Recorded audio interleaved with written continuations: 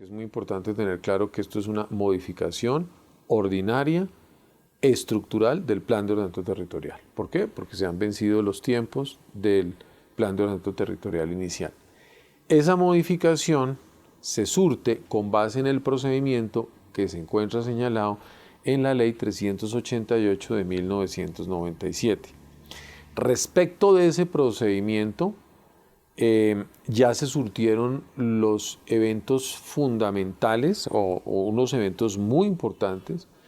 que básicamente consisten en la formulación del documento, que es un trabajo técnico complicadísimo porque implica hacer toda la estructura técnica y jurídica del proyecto de acuerdo, de su cartografía y el documento técnico de soporte. Un trabajo que a mi modo de ver fue hecho con mucha seriedad y profundidad por parte del distrito. A partir de ahí pues es aprobado por el Consejo de Gobierno, y de ahí viene una etapa de participación ciudadana y de socialización muy importante, que además se adelanta de manera paralela con un proceso de concertación interinstitucional fundamental, que es la concertación con la Corporación Autónoma Regional para los Asuntos Ambientales. Esos dos procesos se surtieron de manera, diría yo, profunda, respetuosa y eficiente. Terminó no solamente con la firma del acta de concertación por parte de la CAR y su respectiva resolución de los asuntos ambientales, que fueron estudiados realmente a profundidad, sino que además culminó con que por virtud de la participación ciudadana, pues el documento fue modificado en algunos elementos sustanciales gracias a la previsión del distrito de haber atendido muchas de las, muchos de los pronunciamientos de orden técnico de los barrios, de expertos, etcétera, que al final lo que hace es alimentar el proceso para que al final el proyecto que se vaya a presentar al Consejo termine enriquecido por toda esta participación ciudadana, que fue lo que sucedió aquí. Ese documento ya enriquecido en lo técnico, en lo jurídico,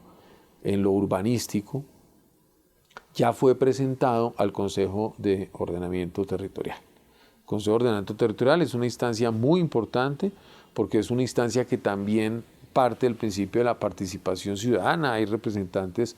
de gremios, hay representantes de todos los sectores de la ciudad. Ellos estudian el documento también, tienen 30 días para estos efectos y producen un documento de observaciones a ese plan. Ese es el momento que se está surtiendo hoy, es decir, hoy está en manos del Consejo de Ordenamiento Territorial, que deben estar realizando su tarea y su estudio. Ellos deben expedir este documento. Este documento no es vinculante, pero por supuesto que las administraciones deben ser respetuosas del documento y evaluar qué de ello se debe recoger y qué de ello no se debe recoger. Esa será una tarea que tendrá que adelantar el distrito una vez sea expedido el documento y generará lo que tenga que generar, pero es un proceso que realmente se surte de manera muy tranquila y técnica. Vencido ese término con este documento, pues este proyecto es presentado ahora sí en el Consejo Distrital de Bogotá. El Consejo pues adelantará su proceso tal y como está en las normas respectivas, que significa no solamente un cabildo abierto, sino que además necesita las sesiones en la comisión y las sesiones en plenaria respectivas para que se produzca el respectivo acuerdo. Ahí pues por supuesto habrá un debate muy interesante alrededor del documento y de su sustentación de carácter técnico. El Consejo debe aprobarlo dentro de los 90 días siguientes a su presentación, es decir, tienen un término límite para hacerlo. Durante esos 90 días se surten los debates y el Consejo,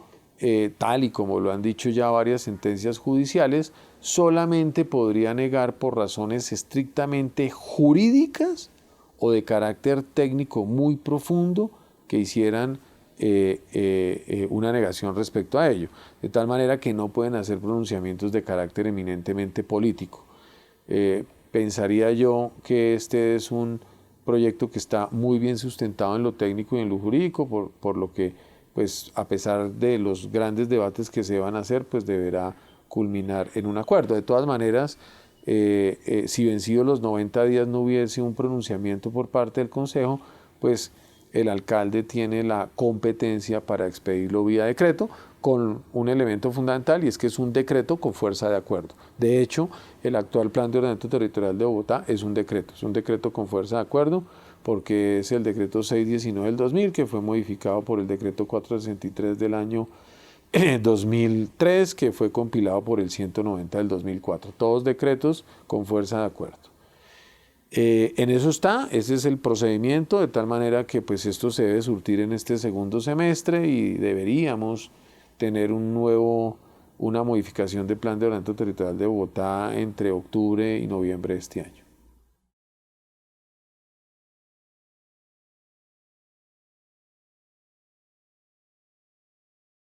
Yo creo que esta es una propuesta de plan de ordenamiento territorial que tiene unos núcleos esenciales fundamentales. Un primer elemento esencial es que yo creo que es un plan de ordenamiento territorial que le apunta al respeto por los elementos ambientales existentes en el territorio. ¿Eso qué significa? Eso significa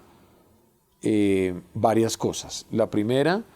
pues incorpora los elementos respecto de los cerros orientales de Bogotá, es decir, debe incorporar las decisiones que tomó el Consejo de Estado respecto de la Reserva Forestal Bosque Oriental de Bogotá, su respeto. De hecho, incorpora toda la zona de reserva forestal dentro del suelo rural de Bogotá y no permite ningún desarrollo.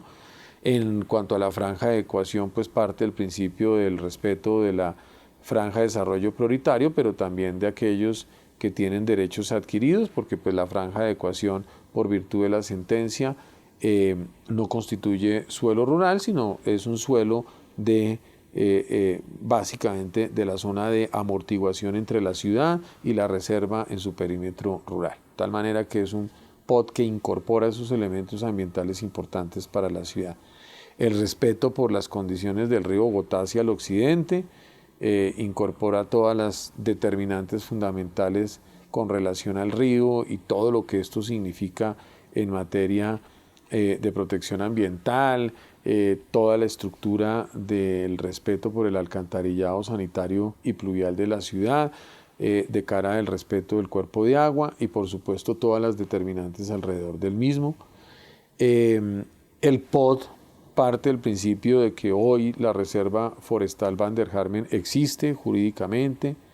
por cuyo efecto en su trazado respeta la Reserva Forestal Van der Harmen,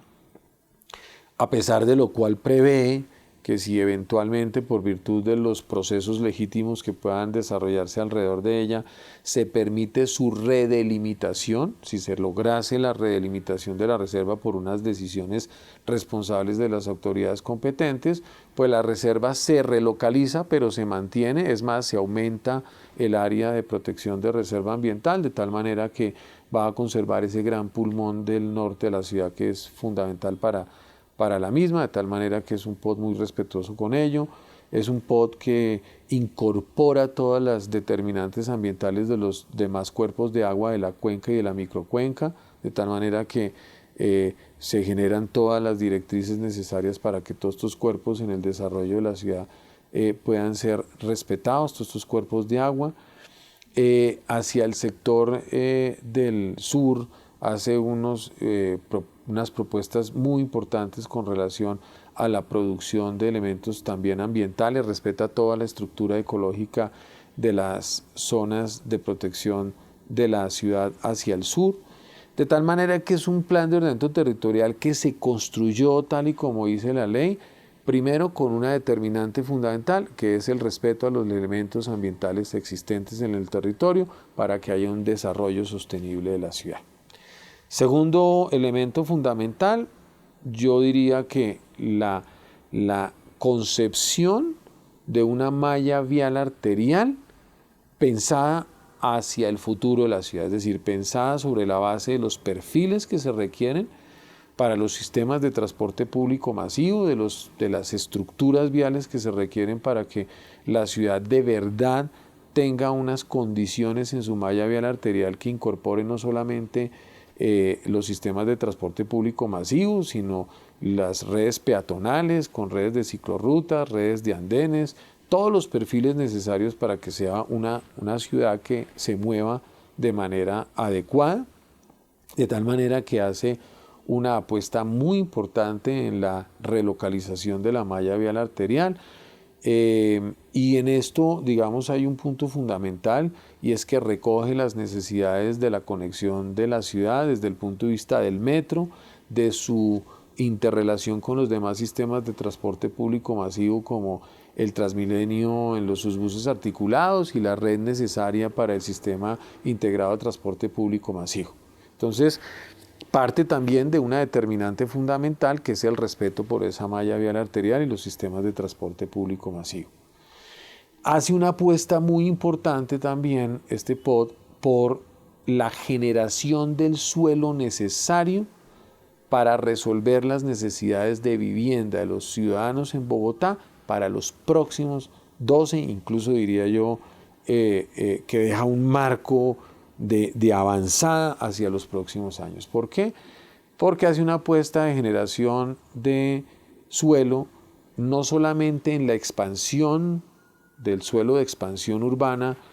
hacia el noroccidente de la ciudad,